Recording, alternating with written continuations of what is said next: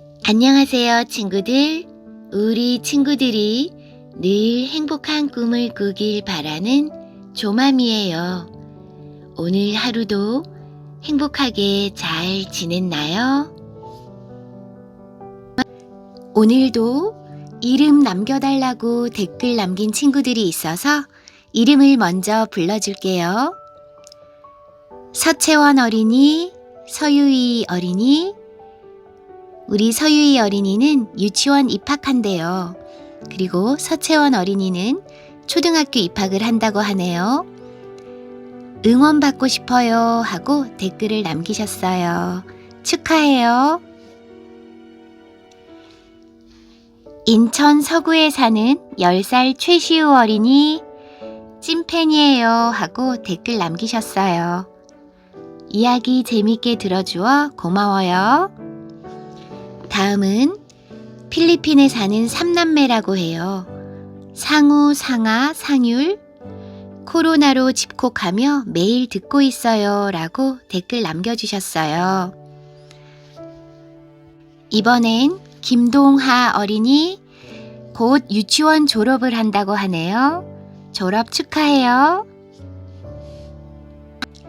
이번에는 예주 어린이 수요일이 생일이에요 하고 남겨주셨어요.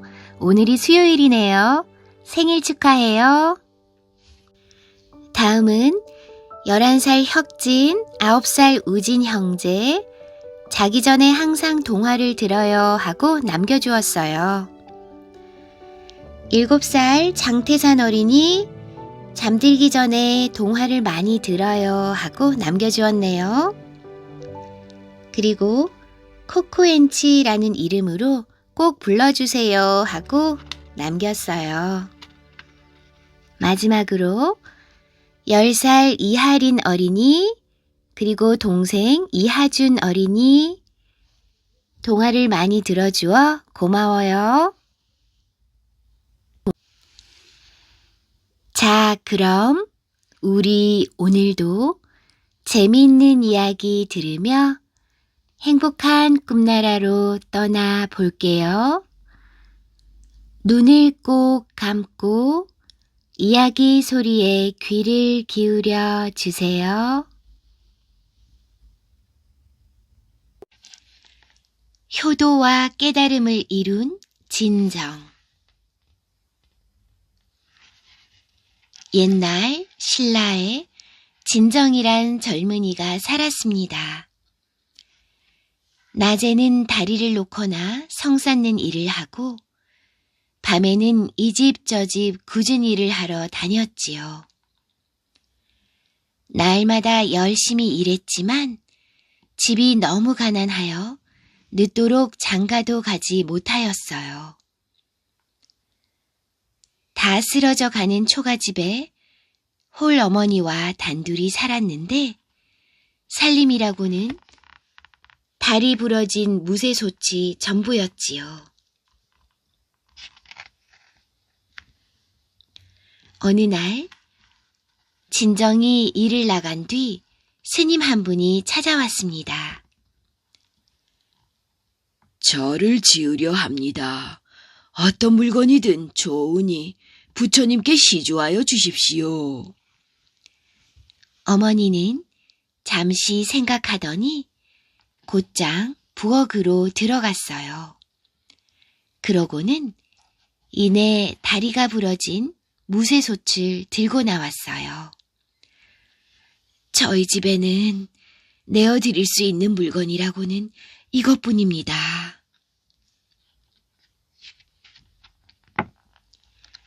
저녁 때가 되어 진정이 돌아올 시간이 다가오자 어머니는 어찌할 바를 몰랐지요.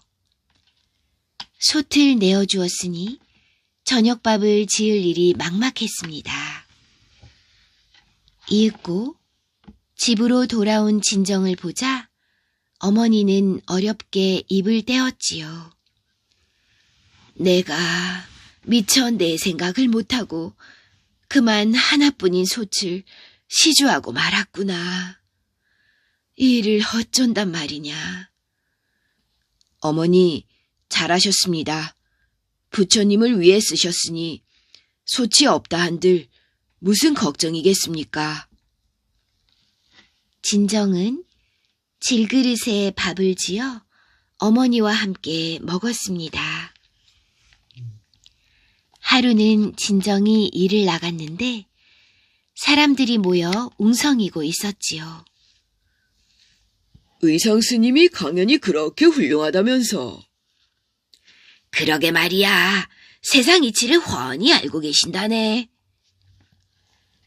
사람들은 태백산에 머무는 의상 스님 이야기를 하고 있었어요. 진정은 자신도 모르게 귀를 기울였어요. 집으로 돌아온 진정은 사람들의 이야기가 잊혀지지 않았어요. 의상 스님이 강연하는 모습을 머릿속에 그리며 밤이 깊도록 잠들지 못했지요. 의상 스님에게 가르침을 받을 수 있다면 얼마나 좋을까? 아니야, 안 되지. 내가 떠나면 홀로 남을 어머니는. 그렇지만 시간이 지나면 지날수록 진정의 마음은 더욱 간절해졌어요. 진정은 밥도 잘 못 먹고 잠도 잘 못 자면서 깊은 고민에 빠졌어요. 진정의 모습을 지켜보던 어머니가 물었지요. 무슨 걱정이 있는 게냐? 말해보거라. 의상 스님에게 가르침을 받고 싶습니다. 하지만 어머니를 편안히 모시고 효도를 다한 다음에 떠나겠습니다. 내가 그런 생각을 하는 줄 미처 몰랐구나. 부처님의 가르침은 만나기 어렵고 인생은 너무나 빠르거늘 어찌 내가 죽고 난 뒤에 간다 하느냐. 어서 떠나도록 하거라. 어머니, 그럴 수는 없습니다. 내가 있어 진수성찬을 차려 먹는다 한들 그것이 어찌 행복이라 하겠느냐. 내가 부처님의 가르침을 받고 깨달음을 얻은 일이 진정한 효도인 것을 왜 모르느냐. 어머니는 곧바로 부엌으로 갔어요. 그러고는 쌀자루를 탈탈 털어 한 톨도 남기지 않고 모두 밥을 지었습니다. 밥을 지어 먹으면서 가려면 너무 오래 걸릴 것 같구나. 한 끼만 나와 함께 먹고 나머지는 모두 싸가지고 어서 가거라. 어머니를 두고 떠나는 것도 발걸음이 떨어지지 않는데 어찌 남은 밥마저 싹싹 긁어서 떠나라고 하십니까? 진정은 눈물을 흘리며 어머니가 싸준 보따리를 풀었습니다. 그러나 어머니는 굳은 표정으로 다시 보따리를 쌌지요. 나는 어찌하든 굶지는 않을 터이니 걱정하지 말아라. 이렇게 보따리를 싸고 풀기를 한 번, 두 번, 세 번에 이르자 더 이상 어머니의 뜻을 거스를 수 없었지요. 진정은 어머니가 싸준 보따리를 가지고 집을 떠났어요. 사흘 밤낮을 쉬지 않고 걸어 마침내 태백산에 도착했지요. 진정은 머리를 깎고 의상 스님의 제자가 되었지요. 그리고 먹을 양식을 다 내어준 어머니를 늘 기억했습니다. 홀로 남아있는 어머니에게 부끄러운 아들이 되지 않기 위해 열심히 부처님의 말씀을 가슴에 새겼지요.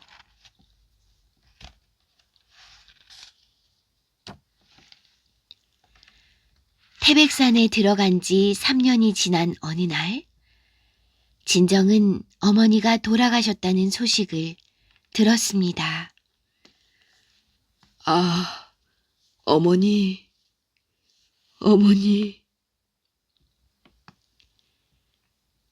아들을 그리워하며 세상을 떠났을 어머니. 진정은 어머니를 생각하며 뜨거운 눈물을 흘렸습니다.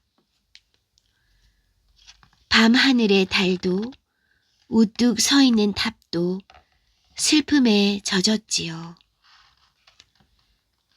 진정은 이내 부처님 앞에 바로 앉았습니다. 어머니를 모시지 못한 불효에 대해 간절한 마음으로 용서를 빌었지요. 꼭 깨달음을 얻어 어머니께서 원하시던 훌륭한 스님이 되겠습니다. 진정은 모든 생각을 한 곳으로 모아 부처님의 말씀을 생각하고 또 생각했습니다. 진정은 7일 만에 자리에서 일어났습니다. 그러고는 의상 스님에게 이 사실을 알렸습니다. 의상 스님은 곧바로 진정과 제자들을 이끌고 소백산 추동으로 갔습니다. 이곳에서 의상 스님이 화엄 대전을 가르치니 무려 3,000여 명의 사람들이 구름처럼 몰려들었지요. 의상 스님은 사람들에게 하나뿐인 무쇠솥을 시주한 어머니와 진정한 효도를 한 아들의 이야기를 들려주었습니다.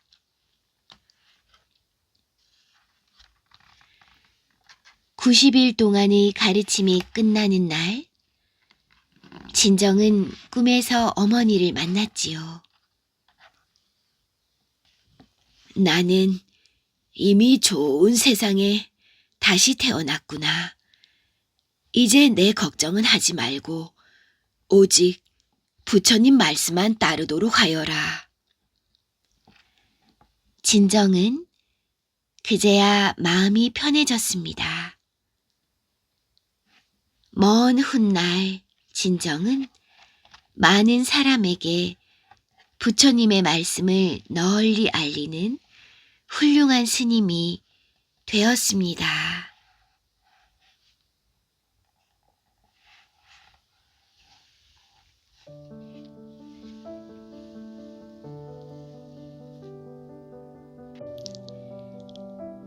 두 번 태어난 효자 김대성. 신라 땅 모량리라는 곳에 경조라는 가난한 여인이 살고 있었어요. 경조는 외아들을 두고 있었는데 오직 이 아들의 희망을 걸고 살았지요. 아들은 태어날 때부터 머리통이 크고 정수리가 평평하여 마치 성 같았어요. 그래서 이름을 대성이라고 지었지요. 경조는 아들과 함께 잠자리에 누워 생각했어요. 이 아이를 훌륭한 사람으로 키워야 할 텐데 어찌하면 좋을까? 집이 너무 가난하여 아들을 서당에 보낼 수 없었기 때문이었어요. 잠든 아들을 바라보는 경조의 눈에서 구슬픈 눈물이 흘러내렸어요. 며칠 고민하던 경조는 마을에서 부자인 보간의 집에 가서 품팔이를 했지요. 그 집에서는 얼마 안 되는 밭을 주어 먹고 살게 해주었어요. 그러던 어느 날 경조가 보간의 집에서 일하고 있을 때였어요. 덕망 있는 승려 점괘가 보간의 집에 이르렀지요. 흑륜사에서 부처님의 가르침을 베푸는 모임이 있으니 시주 좀 하시라고 왔습니다. 네, 그리하지요. 보간은 광에 있던 350피를 시주했어요. 시주를 받은 점괘는 주문을 외우며 보간의 집에 복을 빌어 주었어요. 신도께서 아낌없이 시주해 주시니 천신이 늘 보살펴 주실 것입니다. 그리하여 하나를 시주하면 만배를 얻을 것이니 편하고 즐겁게 오래 살기를 바랍니다. 그때 어린 대성이 심부름을 갔다 오다가 우연히 점괘가 하는 말을 듣게 되었어요. 대성은 얼른 부엌에서 일하고 있던 경조에게 달려갔어요. 무슨 일인데 그리 헐레벌떡 들어오니? 제가 지금 막 밖에서 스님이 하시는 말씀을 들으니 하나를 시주하면 만배를 얻는다고 합니다. 생각해보니 전생에 좋은 일을 한 것이 없어 우리가 지금 가난한가 봐요. 여전히 시주를 못한다면 오는 세상에는 더욱 가난할 거예요. 그러니 우리도 시주를 하면 어떨까요? 경조는 어린 대성이가 기특하여 머리를 쓰다듬어 주었어요. 내 생각은 참 갸륵하다만 어려운 형편에 뭘 시주한단 말이니. 품팔이로 얻은 밭을 법회에 시주하면 어떨까요? 경조는 그것이 좋다 여겨 점괘에게 달려갔습니다. 스님, 저희도 법회에 밭을 시주하고 싶습니다. 점괘는 경조의 집안 살림이 어렵다는 것을 잘 알고 있었어요. 그 밭은 신도님의 전 재산과 다름없으니 다시 한번 잘 생각해 보시지요. 그러나 경조와 대성은 시주하고자 하는 뜻을 굽히지 않았어요. 점괘는 감동하여 그 밭을 흑륜사 법회에 시주하도록 했어요. 그런데 며칠이 지나지 않아 경조에게 좋은 일이 아니라 나쁜 일이 일어났어요. 대성이 시름시름 앓더니 그냥 죽고만 것이었어요. 하나밖에 없는 귀한 아들을 잃은 경조는 몹시 슬퍼했어요. 대성을 땅에 묻던 날, 경조는 사랑하는 아들이 다음 세상에서는 좋은 집안에 태어나기를 빌고 또 빌었어요. 바로 그날 밤, 신라의 재상 김문량의 집에서는 이상한 일이 벌어졌어요. 갑자기 하늘에서 외치는 소리가 들렸던 것이지요. 모량리에 살던 대성이란 아이가 이제 내 집에 태어나리라. 집안 사람들은 크게 놀라 모량리로 사람을 보내 알아보게 했어요. 그 아이는 며칠 시름시름 앓다가 죽었지요. 모량리 사람들이 알려준 말에 따르면 대성이 죽은 날과 하늘에서 소리가 들리던 날이 같은 날이었어요. 그 뒤 김문량의 아내가 아이를 베어 아들을 낳았어요. 그런데 그 아이는 기이하게도 왼손 주먹을 꼭 쥔 채 펴려고 하지 않았지요. 이래가 지나 아이가 스스로 왼손 주먹을 폈는데 손에 대성이란 두 글자가 새겨진 금패를 쥐고 있었어요. 김문량은 10달 전 하늘에서 들리던 큰 소리가 생각나서 금패를 들여다보며 중얼거렸어요. 이것은 하늘이 내린 이름인지도 모르겠구나. 김문양은 아들의 이름을 대성이라고 지었지요. 그리고 모량리에 사는 경조를 데려와 한 집에 살게 했어요. 경조는 어린 대성을 기쁨의 눈빛으로 바라보며 말했어요. 우리 대성이가 다시 태어났구나. 대성은 어엿한 젊은이로 자라자 틈만 나면 산으로 들로 사냥 다니는 것을 즐겼어요. 하루는 토암산에 올라가 곰 한 마리를 잡아 걸머지고 산을 내려왔어요. 산 밑 마을 사람들은 그런 대성을 보고 장사라며 칭찬을 했어요. 이에 기분이 좋아진 대성은 사람들과 어울려 술을 마시다가 날이 저물어 그 마을에 묵기로 했지요. 그날 밤 곤히 잠든 대성은 아주 이상한 꿈을 꾸었어요. 낮에 잡은 곰이 나타나더니 갑자기 귀신으로 변해 대성에게 따져 물었어요.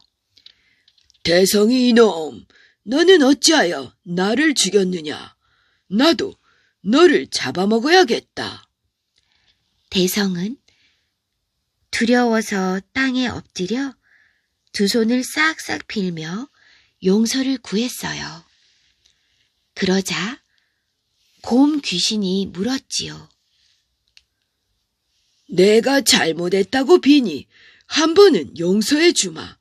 대신 나를 위해 절을 지어줄 수 있겠느냐? 예, 그리하겠습니다. 대성은 곰 귀신의 말대로 절을 짓겠다며 맹세하다가 꿈에서 깨어났어요. 일어나 보니 식은땀을 흘려 이불이 흥건히 젖어 있었어요. 휴, 꿈이었구나. 그날부터 대성은 화를 분질러 버리고는 두 번 다시 사냥하지 않았어요. 그리고 곰을 잡았던 상기슬게 장수사라는 절을 짓고 죽은 곰의 넋을 위로해 주었지요. 이젠 부처님의 가르침을 따라 살아야지. 이때부터 대성은 마음에 느껴지는 것이 있어 자비의 소원이 더욱 깊어졌어요. 이 일 때문에 이생의 부모를 위해 불국사를 세우고 전생의 부모를 위해 석굴암을 세웠어요. 그리고 신림과 표훈 두 승려에게 청하여 각각 절에 머물게 했지요. 이렇게 효성을 다하는 대성을 보며 사람들이 말했어요.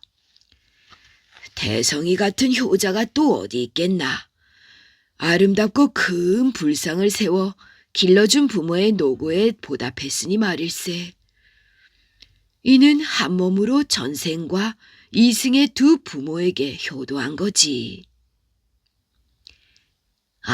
그렇고 말고. 훗날 사람들은 불국사와 석굴암을 보며 시주를 잘한 까닭에 대성이 부처의 큰 은혜를 입은 거라고 말하고는 했답니다.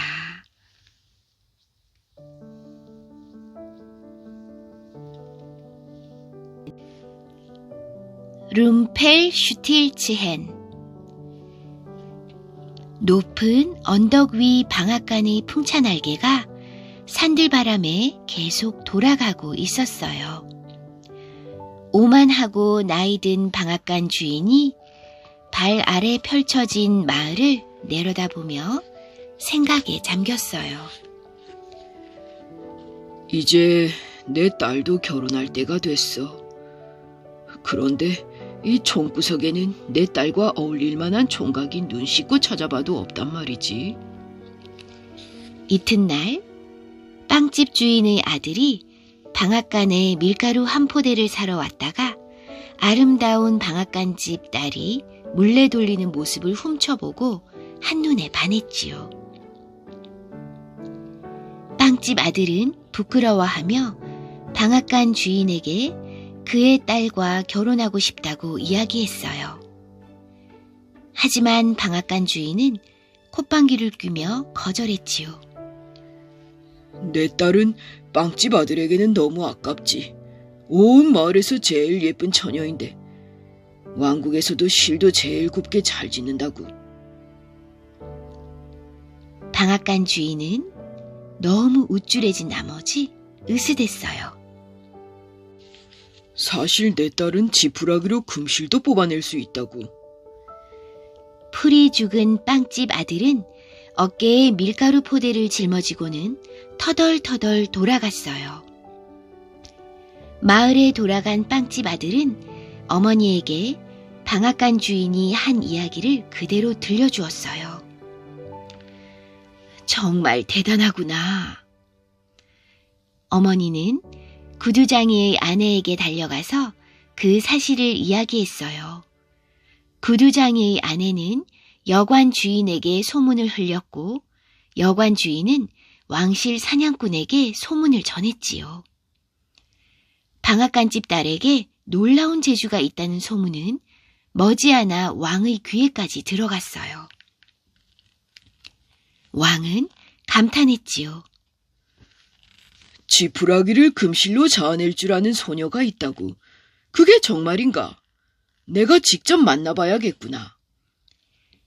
그리하여 방앗간집 딸은 성에 불려갔어요. 왕이 방앗간집 딸에게 말했어요. 내가 짚을 금실로 뽑는 재주가 있다는 이야기를 들었다. 그게 정말인지 시험해봐야겠어. 만약 내가 성공하지 못하면 내 아버지는 엄벌을 받을 것이다. 왕이 손가락을 튕겨 신호를 주자 경비병이 방앗간집 딸을 휙 끌고 가 작은 방에 가두었어요. 방에는 집더미가 수북히 쌓여 있었지요. 그리고 방 한가운데는 낮은 나무 의자와 물레가 놓여 있었어요. 경비병이 말했어요. 자, 시작해라. 아침까지 이 집더미를 금으로 바꿔놔야 한다. 경비병은 방을 나서며 문을 잠궜어요. 속임수를 쓰지 못하도록 말이지요. 방앗간집 딸은 의자에 앉아 한숨을 푹 내쉬었어요. 아버지가 벌을 받지 않기를 바랐지만 어떻게 지푸라기를 금실로 바꿀지 도무지 방법이 없었지요. 방앗간집 딸이 울먹이며 말했어요. 이제 나는 어쩌지? 그때 이상한 모습의 작은 남자가 나타났어요. 귀는 뾰족하고 꼬챙이처럼 앙상한 다리는 불룩한 배의 무게에 눌려 똑 부러질 것만 같았지요. 작은 남자가 매서운 말투로 물었어요. 뭐 때문에 울고 있어? 방앗간집 딸이 대답했어요. 이 집더미를 모두 금실로 바꿔놓아야 하는데 방법을 모르겠어요. 작은 남자가 눈살을 찌푸리며 말했어요. 고작 그런 일로. 그건 내가 도와줄 수 있어. 그런데 너는 그 대가로 내게 뭘 줄 거지? 방앗간집 딸은 목걸이를 풀면서 대답했지요. 제 목걸이를 가져가세요. 작은 남자는 목걸이를 낚아채며 말했어요. 좋아. 작은 남자는 짚을 한 줌 집어다 작업을 시작했어요. 물레가 윙윙 소리를 내며 돌아가기 시작했지요. 방앗간집 딸은 짚이 반짝이는 금실로 바뀌는 모습을 놀라서 지켜보았어요. 방법을 알아내려고 해도 물레가 너무나 빨리 돌아 흐릿하게만 보일 뿐이었어요. 방앗간집 딸은 그 모습을 지켜보다 눈이 침침해졌고 어느새 고온히 잠들고 말았지요. 방앗간집 딸이 눈을 떴을 때는 작은 남자는 이미 사라지고 없었어요. 하지만 밀짚이 있던 자리에는 반짝거리는 금실 20타래가 쌓여 있었어요. 문을 열쇠로 딸그락 여는 소리가 나더니 왕이 방으로 들어왔어요. 왕은 금을 보고 믿을 수 없다는 듯 입을 쩍 벌리며 손뼉을 쳤지요. 정말로 해냈구나. 왕은 이보다 훨씬 많은 금이 생기면 하고 싶은 온갖 계획을 떠올리기 시작했어요.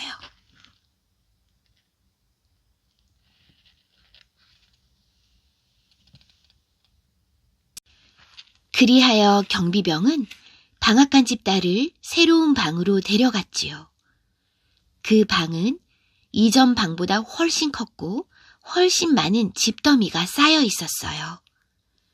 경비병은 또다시 집을 밤사이 금으로 바꿔놓으라고 명령하고선 방앗간집 딸을 가두었지요.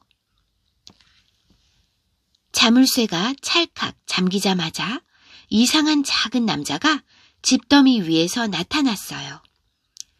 작은 남자가 수염을 쓰다듬으며 말했지요. 내가 도와줄 수 있어.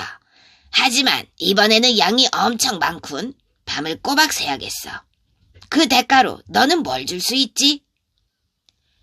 방앗간집 딸이 한숨을 내쉬며 대답했어요.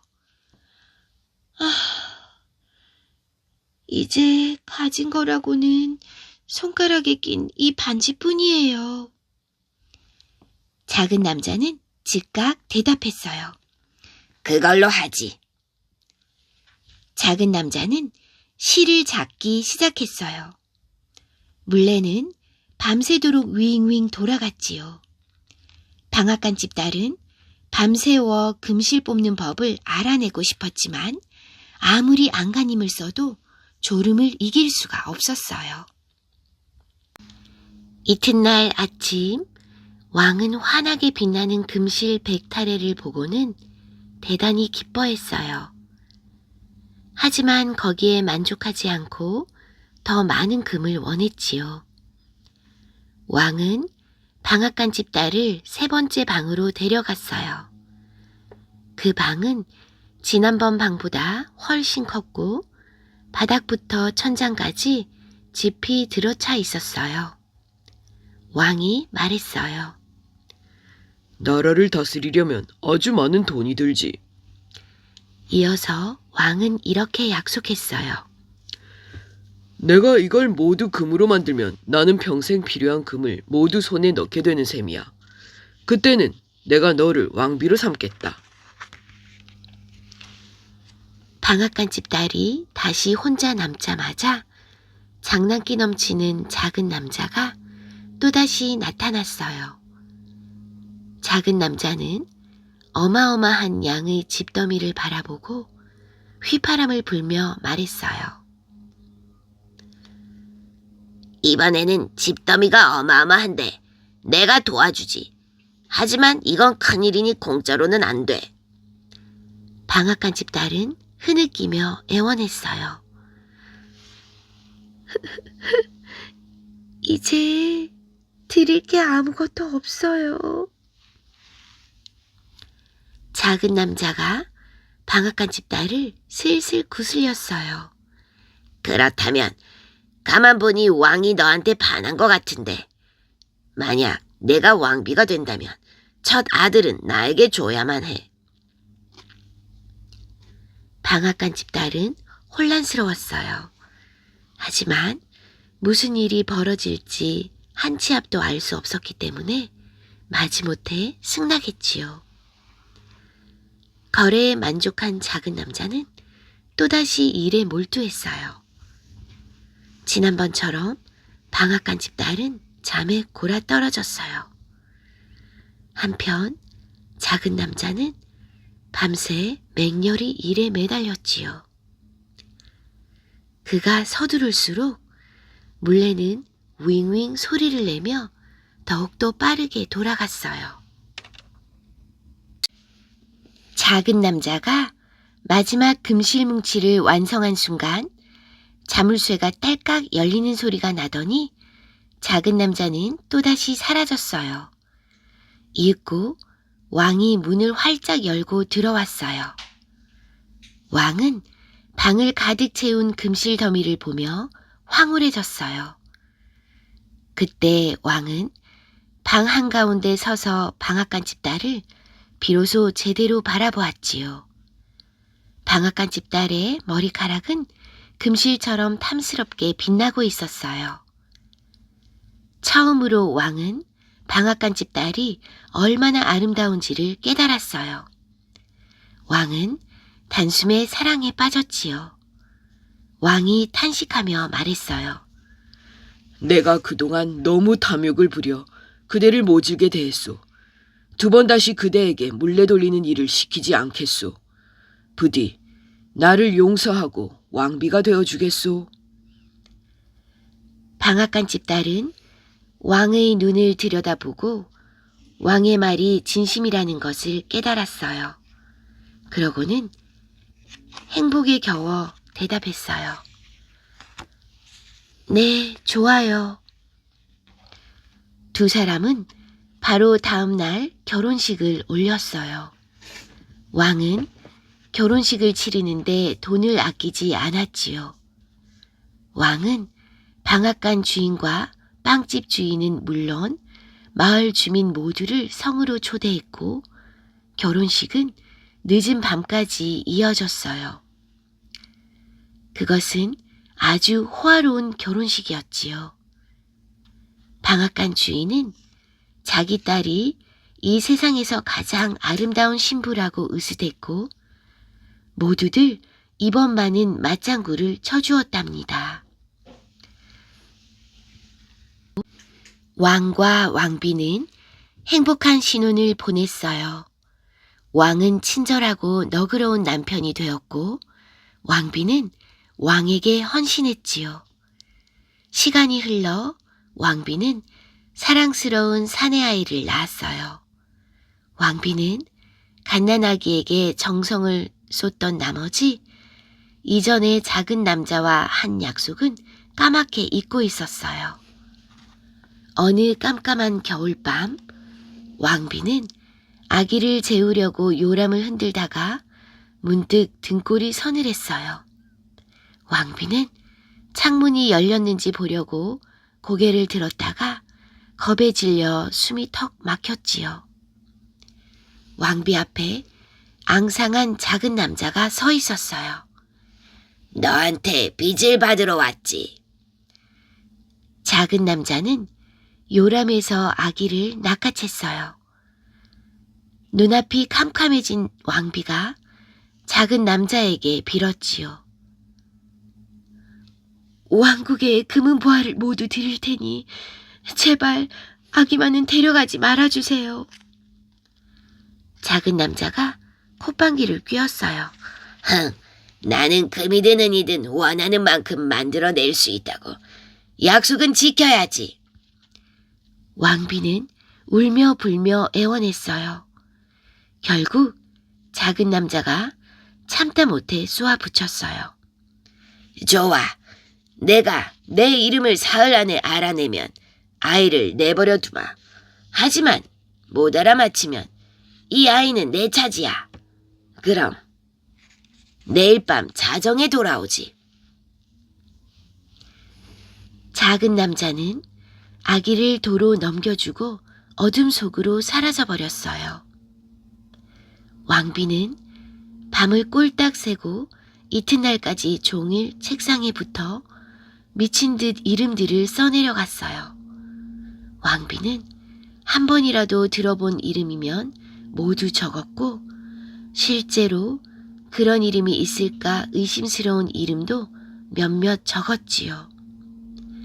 그런 다음 왕비는 이름을 더 많이 찾아내려고 왕실 도서관에 있는 모든 책을 샅샅이 뒤졌어요. 해질 무렵 왕비는 수많은 이름으로 빼곡한 긴 명단을 만들었어요. 왕비는 그 중에 틀림없이 작은 남자의 이름이 있을 거라고 확신했지요. 시계가 자정을 가리키자 작은 남자가 다시 나타났어요. 작은 남자는 짓궂게 키득거리면서 말했지요. 자, 내가 왔다. 내 이름을 알아냈나? 왕비는 명단을 펼쳐보며 묻기 시작했어요. 혹시 카스파르인가요? 아니면 발타자르? 멜키오르? 하지만 작은 남자는 번번이 고개를 저으며 말했지요. 모두 내 이름이 아니야. 왕비는 명단의 모든 이름을 차례차례 읽어 내려갔어요. 하지만 작은 남자는 점점 더 신이 나서 고개를 계속 저었고 이 말만 되풀이했지요. 내 이름은 그게 아니야. 아니라고. 왕비는 결국 명단의 마지막 이름을 말한 다음 한숨을 푹 내쉬었어요. 작은 남자는 또다시 내 이름은 그게 아니거든. 하고 대답하고는 의기양양하게 웃었어요. 넌 절대 못 알아맞힐걸. 작은 남자는 마지막으로 그렇게 외치고는 어둠 속으로 사라졌지요. 하지만 왕비는 지지 않겠다고 마음을 다졌어요. 아들을 잃는다고 상상만 해도 견딜 수 없었으니까요. 그래서 이튿날 말을 타고 왕국의 모든 마을을 돌며 모든 사람에게 이름을 묻고 다녔고 새로 알게 된 이름은 몽땅 기록했어요. 그날 밤 왕비는 자신이 들어본 가장 이상한 이름들로 빼곡한 목록을 갖고는 성으로 돌아왔지요. 왕비는 희망에 부풀어서 생각했어요. 분명히 이 중 하나일 거야. 자정에 작은 남자가 다시 나타났어요. 작은 남자는 왕비를 시험하듯 말했지요. 자, 계속해봐. 어디 내 이름을 맞춰보시지. 왕비는 새로 만든 명단을 내려다보며 물었어요. 혹시 쇼트립스인가요? 작은 남자는 씩 웃으며 고개를 절레절레 흔든 다음 낄낄거리며 대꾸했어요. 아니, 내 이름은 그게 아니야. 또 다른 이름을 대보든가. 혹시 벤딜렉스인가요? 그것도 아닌데. 작은 남자는 키득거리며 대답했고 입꼬리를 더 올리며 싱글거렸어요. 그럼 크루트생크스인가요? 작은 남자는 깔깔거리며 대꾸했어요. 아니야. 거리가 멀어도 한참 멀어. 남은 이름이 바닥날수록 왕비는 실망하고 초조해졌지요. 작은 남자의 이름은 여전히 오리무중이었고 작은 남자는 웃음보가 터져서 낄낄거리고 있었지요. 마지막 셋째 날 왕비는 말을 타고 아주 먼 외딴 곳까지 왕국의 구석구석을 누볐어요. 하지만 저녁 무렵이 되자 결국 절망하고 말았어요. 마주치는 모든 사람들에게 특이한 이름을 물었지만 새로운 이름을 단 하나도 듣지 못했으니까요. 왕비는 낙심해서 성으로 돌아가려다 가느다란 연기가 나무들 위로 피어오르는 것을 발견했어요. 무슨 일인가 알아보려고 다가가자 그곳에는 모닥불과 자그마한 오두막이 있었지요. 놀랍게도 그 괴상한 작은 남자가 모닥불 주위에서 깡충거리며 돌고 있었어요. 작은 남자가 제잘제잘 큰 소리로 노래했어요. 왕비는 절대로 나를 이기지 못해. 왜냐고? 내 이름은 룸펠슈텔츠헨이니까. 왕비는 기쁨의 눈물을 흘렸어요. 드디어 이름을 알아냈어. 왕비는 황급히 성으로 돌아갔어요. 자정에 나타난 작은 남자는 이번에는 왕비 손에 명단이 없다는 것을 알아차리고 물었지요. 그래, 포기하겠다. 왕비가 쏘아붙였어요. 아니요, 천만에요. 그런 다음 왕비는 우선 이렇게 물었어요. 당신 이름은 로비? 작은 남자는 고소하다는 듯 두 발을 요리조리 놀려 춤을 췄어요. 그러더니 왕비를 비웃으며 말했지요. 아니거든. 얼른 맞춰봐. 왕비가 물었어요. 그럼 혹시 리키? 작은 남자가 방 안을 깡충깡충 뛰어다니며 떠들어댔어요. 아니라니까. 왕비는 빙긋 웃고는 곧이어 물었어요. 그럼 혹시 룸펠슈틸츠헨? 작은 남자는 순간 얼어붙었어요. 얼굴은 분홍색에서 빨간색으로, 빨간색에서 진한 자주색으로 변했지요. 작은 남자가 더듬거리며 물었어요. 뭐라고?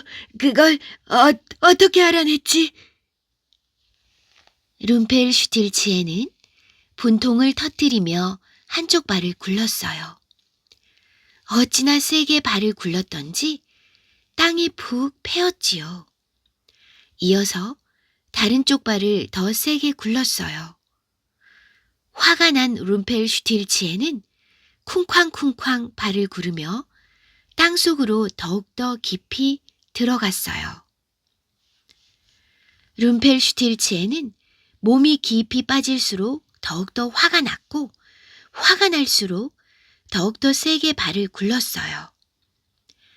머지않아 룸펠슈틸츠에는 땅속 깊은 곳으로 사라졌고 그 후로는 다시는 나타나지 않았답니다.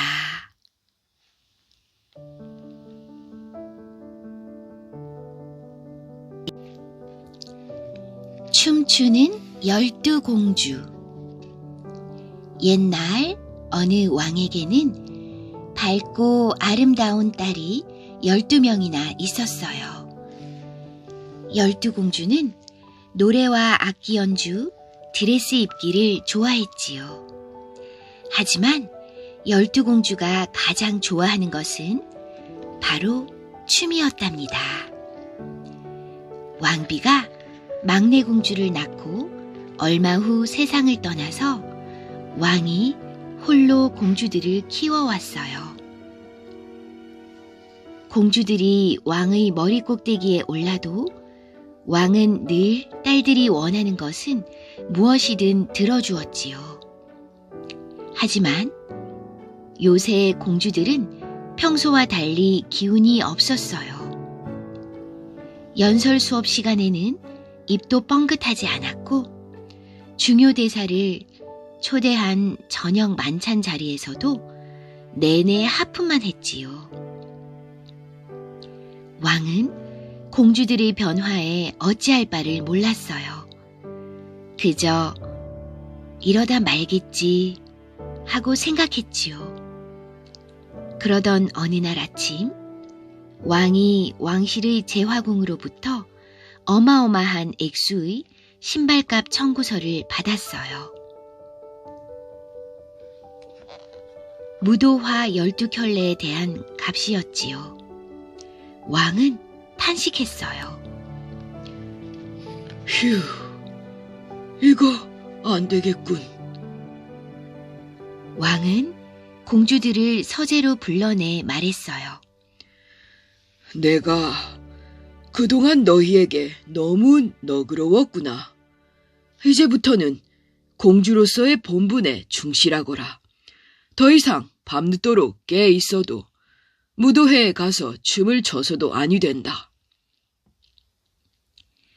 그런데 놀랍게도 공주들은 왕의 명령에 전혀 토를 달지 않았어요. 심지어 늘 말대답을 하던 첫째 공주도 그러지 않았지요.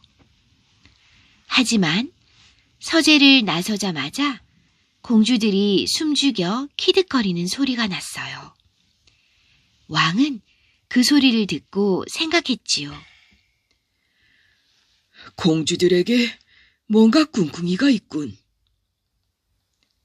그날 밤 왕은 일찌감치 공주들을 방으로 올려보내고는 문을 잠그며 안심했어요. 이건 다 공주들을 위해서야. 공주들이 조금이라도 잘못되는 건 바라지 않아. 그런데 이튿날 아침 시녀가 공주들을 깨우러 갔다가 복도에 벗어던진 무도화 더미에 발이 걸려 넘어졌어요. 신발들은 온통 찌그러지고 밑창은 닳아 구멍이 뚫려 있었어요. 시녀는 왕에게 달려가서 이 사실을 알렸지요. 왕이 볼멘 소리를 했어요. 공주들이 또 춤추러 나간 모양이군. 도대체 무슨 수로 빠져나갔지? 공주들이 자는 방은 높은 탑 꼭대기에 있었고 출입문이 하나뿐이었는데 말이에요. 왕은 공주들이 나간 방법을 골똘히 생각했어요. 창문을 넘어서 나간 게 분명해. 왕은 공주들을 서재로 불러내 캐물었어요. 하지만 공주들은 좀처럼 어디에 어떻게 갔다 왔는지 대답하지 않았지요. 그날 밤 왕은 공주들을 다시 일찌감치 침실로 보냈어요. 이번에는 문도 잠그고 창문도 모조리 걸어 잠갔지요. 왕은 확신에 차서 말했지요. 오늘 밤에는 춤을 못 출 거다. 하지만 이튿날 아침 또다시 망가진 무도화 더미가 발견되었어요. 이번에도 공주들은 간밤에 무엇을 했느냐는 물음에 대답하기를 거부했어요. 왕은 한숨을 쉬었어요. 왕은 다시 생각했어요. 누군가 그 애들을 도와주는 게 틀림없어. 그날 밤 왕은 공주들을 또다시 일찍 침실로 보냈어요. 이번에는 문과 창문을 모두 걸어 잠갔을 뿐 아니라 경비병들에게 보초를 서게 했어요. 왕은 이번에야말로 확신에 차 말했지요. 이렇게 하면 아무데도 못 가겠지. 하지만 다음 날에도 왕의 예상은 빗나갔어요. 공주들은 이번에도 왕에게 간밤의 비밀을 실토하지 않았어요. 그래서 왕은 그날 밤 경비병들과 함께 보초를 섰답니다. 하지만 밤새 아무 소리도 듣지 못했어요. 이튿날 아침 너덜너덜한 무도화 한 더미가 또다시 발견되었어요. 왕이 아무리 막으려 애써도 공주들은 기어이 매일 밤 춤을 추러 나갔어요.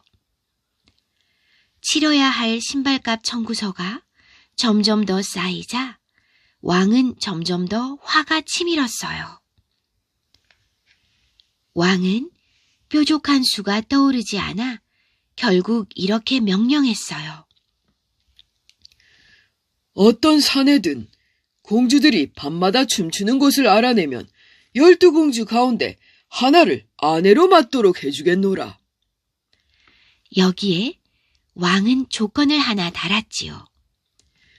하지만 만약 실패할 경우 짐 대신 밀린 신발값을 내야 하노라.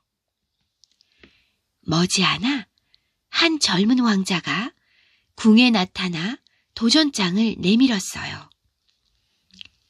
왕자는 거들먹거리며 말했지요. 보나마나 쉽게 성공할 거야. 밤새 깨있다가 공주들이 가는 곳으로 쫓아가기만 하면 되는걸. 하지만 그 말을 들은 첫째 공주는 생각했어요. 과연 그럴까? 취침 시간이 다가오자 첫째 공주는 동생들과 함께 침실 옆 작은 손님방으로 왕자를 데려갔어요. 그런 다음 크림을 듬뿍 넣은 따뜻한 코코아 한 잔을 왕자에게 대접했지요. 첫째 공주가 활짝 웃으며 말했어요. 부디 편히 쉬세요. 특별히 침대에 폭신한 베개를 몇 개 더 넣어놓았답니다. 왕자는 침대에 앉아 코코아를 홀짝홀짝 마셨어요. 잠들 생각이 없던 왕자도 침대가 너무 아늑해서 눈꺼풀이 점점 떨구었어요. 첫째 공주는 키득거리며 동생들에게 말했어요. 오늘 밤 저 왕자가 우리의 흥을 깨지는 못할 거야. 내가 코코아에 잠 오는 약을 탔거든. 왕자가 정신을 차리고 보니 때는 이미 아침이었고 시녀가 자신을 흔들어 깨우고 있었어요. 복도에는 달아빠진 신발 한 무더기가 놓여 있었지요. 왕은 왕자가 밤새 잠만 잤다는 소식을 듣고 맞듣지 않았어요. 왕은 경비병들에게 명령을 내렸어요. 이 쓸모없는 애송이를 끌고 나가라. 이렇게 몇 달이 흐르는 사이 수많은 왕자들이 찾아왔어요. 다들 누구보다 자신감 넘치는 모습으로 등장했지요. 하지만 그중 어느 누구도 수수께끼를 풀지는 못했어요. 왕은 실망이 커져만 갔지요. 왕은 한숨을 내쉬며 푸념했어요. 왕자들이 너도 나도 속수무책이로군. 누군가가 나타나 이 터무니없는 짓을 끝낸다면 좋으련만. 왕의 소망을 듣기라도 한 듯 이튿날 한 가난한 병사가 도전하러 나섰어요. 병사는 걸어서 궁으로 가던 중 한 노파를 마주쳤어요. 노파가 떨리는 목소리로 병사를 불렀어요. 거기 젊은이, 이 쫄쫄 굶은 불쌍한 늙은이 좀 도와주구려. 병사는 노파가 몹시 딱했어요. 그래서 자신도 가난하고 배고팠지만 갖고 있던 얼마 되지 않는 음식을 노파에게 나눠주었지요. 노파는 젊은이에게 진심을 담아 고맙다고 하며 말을 이었어요. 이렇게 친절을 베풀어준 데 대한 보답으로 작은 선물을 주고 싶네. 노파는 주섬주섬 가방을 뒤지더니 거미줄처럼 하늘하늘한 망토를 꺼냈어요. 노파는 병사에게 망토를 건네주며 말했지요. 자, 걸쳐보게나. 놀랍게도 병사가 어깨에 망토를 걸치자마자 감쪽같이 눈에 보이지 않게 되었어요.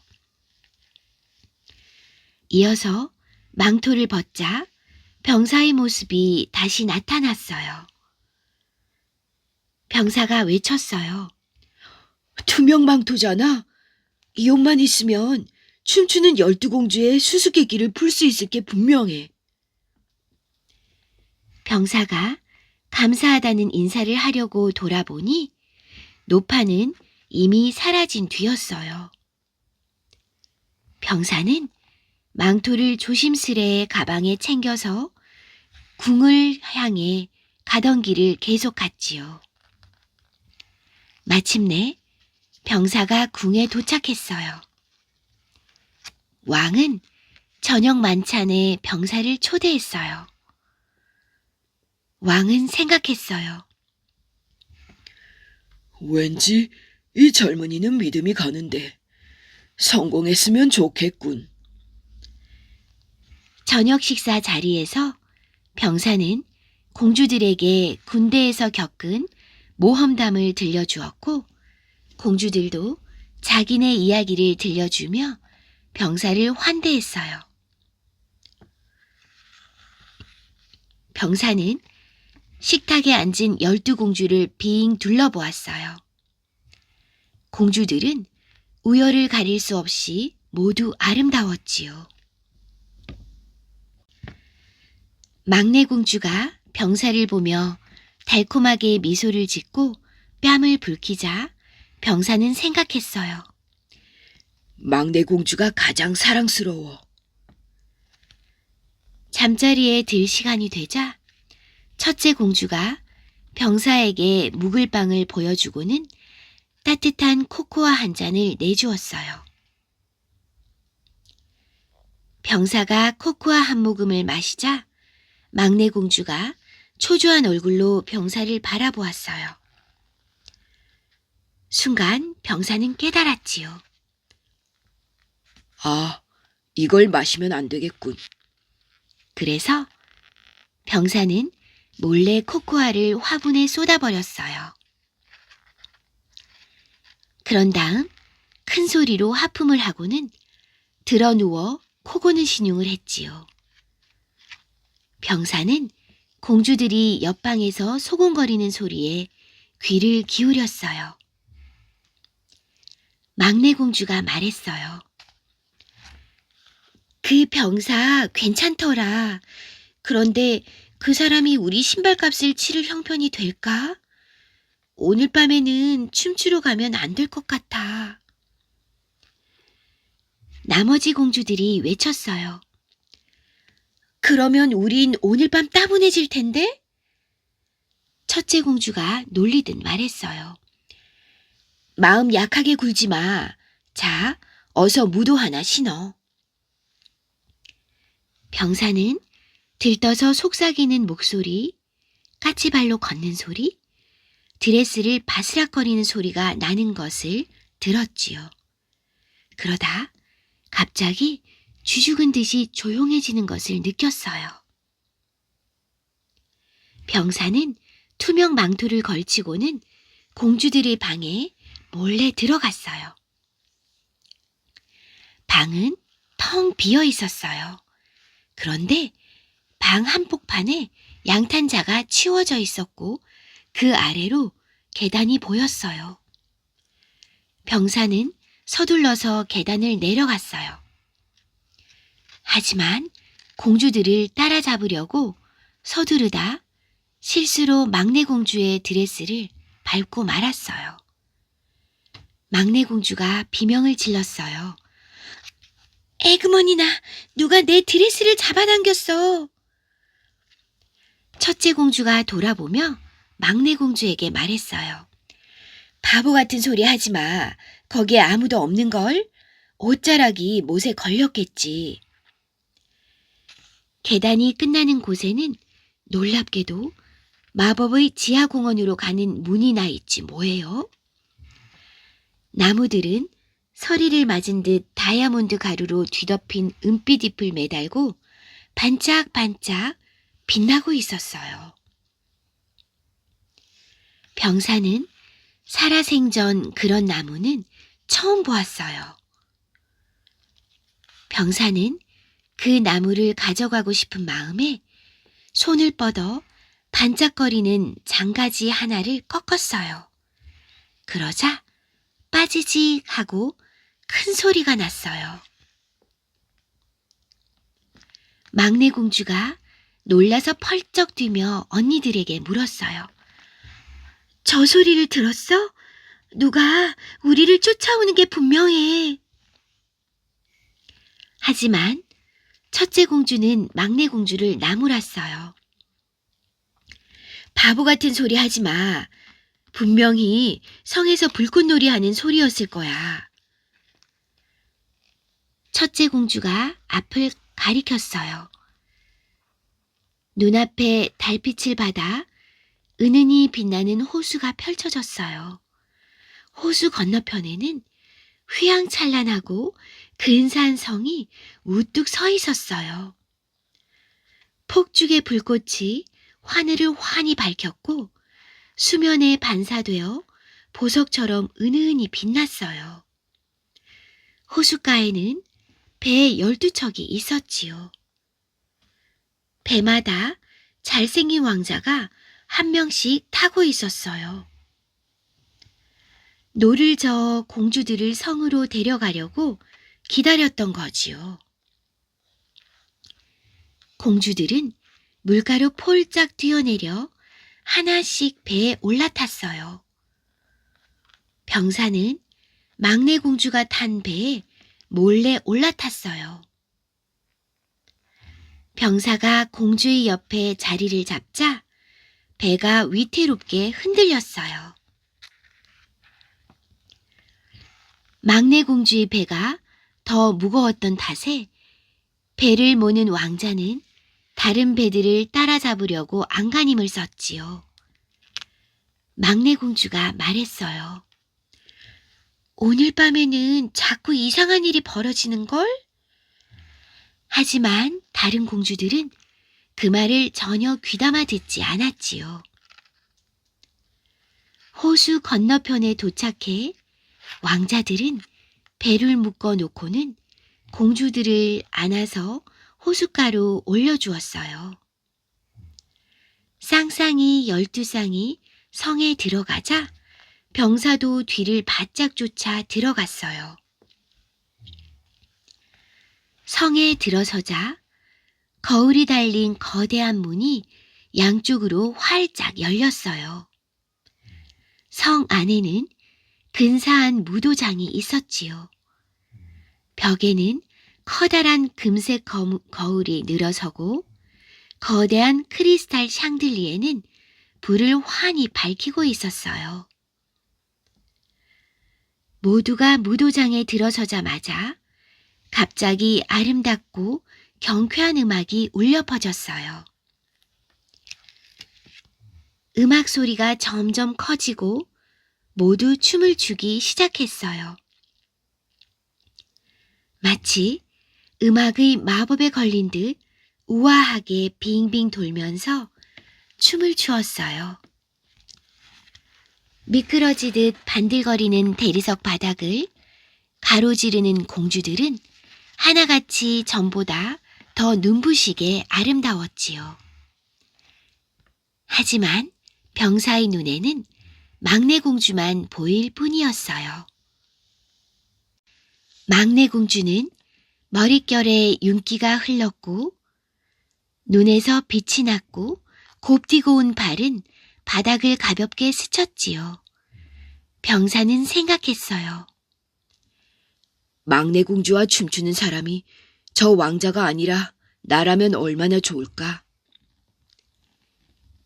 12공주는 신발이 닳을 때까지 춤을 췄어요. 그런데 음악이 시작될 때처럼 음악이 갑자기 저절로 뚝 끊겼어요. 그러자 모두 마지못해 배에 다시 올라탔어요. 왕자들은 노를 저어 공주들을 호수 건너편으로 데려다 주었어요. 돌아갈 때에도 병사는 막내 공주와 한 배에 탔어요. 호수 건너편에 다다르자 병사는 물가로 뛰어올라 앞질러서 방으로 되돌아갔어요. 공주들이 탑에 도착할 무렵 병사는 자기 침대로 뛰어들었지요. 피곤했지만 만족감에 젖은 공주들은 망가진 신발을 벗어 던졌어요. 그런 다음 병사의 방을 들여다보았어요. 병사는 시끄럽게 코를 골며 자는 신용을 했어요. 첫째 공주가 속삭였어요. 저 사람 밤새 골아 떨어졌나 봐. 거봐, 내가 걱정할 것 없다고 했잖아. 막내 공주가 생각에 잠겨서 말했어요. 좋은 사람인데 골탕 먹이지 말았어야 했어. 병사는 이불을 뒤집어 쓴 채 미소를 지었어요. 공주들은 까치발로 침실로 돌아가 문을 닫았지요. 병사는 아침이 오기만을 기다렸어요. 공주들이 잠든 지 얼마 지나지 않아 시녀가 공주들을 깨우러 왔지요. 시녀는 잠갔던 탑의 문을 열고 들어가서 평소처럼 복도에 팽개쳐진 무도화 더미를 발견했어요. 하지만 놀랍게도 병사는 말짱히 깨어 있었지요. 병사가 들떠서 왕의 서재로 헐레벌떡 달려갔고 12공주는 발을 끌며 뒤따라 들어갔어요. 개슴츠레한 눈으로 하품을 쩍 하면서 말이에요. 왕이 병사에게 물었어요. 그래, 어땠나? 병사가 씩씩하게 대답했어요. 폐하, 제가 수수께끼를 풀었습니다. 왕이 눈썹을 축혀 올리며 물었지요. 정말인가? 병사가 대답했어요. 네, 12공주가 매일 밤 어디에 가는지 알아냈습니다. 병사는 투명 망토는 물론 비밀 계단, 반짝거리는 나무, 빛나는 호수 건너 마법의 성 이야기까지 모두 왕에게 털어놓았어요. 도저히 그 말을 믿을 수 없었던 왕은 의심하며 병사에게 물었어요. 자네 말이 진실이라는 걸 내가 어찌 믿겠나? 병사는 은빛 나뭇가지를 꺼내 보였습니다. 자, 이것이 그 증거입니다.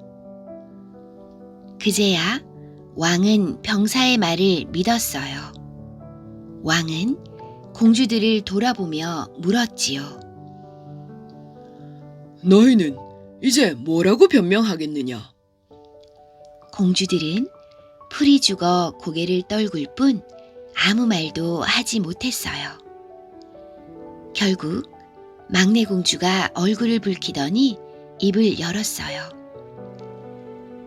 저분 말씀이 모두 사실이에요. 저희를 용서해 주세요. 왕은 병사를 돌아보고는 말했어요. 자네가 수수께끼를 풀었군. 이제 받고 싶은 대가를 말해보게나. 내 12딸 가운데 어느 아이와 결혼하고 싶은가? 이번에는 병사가 얼굴을 붉히며 대답했어요. 가장 어리고 다정한 따님과 결혼하고 싶습니다. 물론 그분이 저를 원한다면은요. 막내 공주는 기쁘게 승낙했어요. 네, 좋아요. 그러자 왕이 명을 내렸어요. 이제 축제를 여세나. 그리하여 왕국의 온 백성이 성대한 궁정 무도회에 초대받았어요. 공주들과 손님들은 밤새도록 춤을 추었지요. 그중 누구보다도 왕이 가장 신나게 춤을 추었답니다.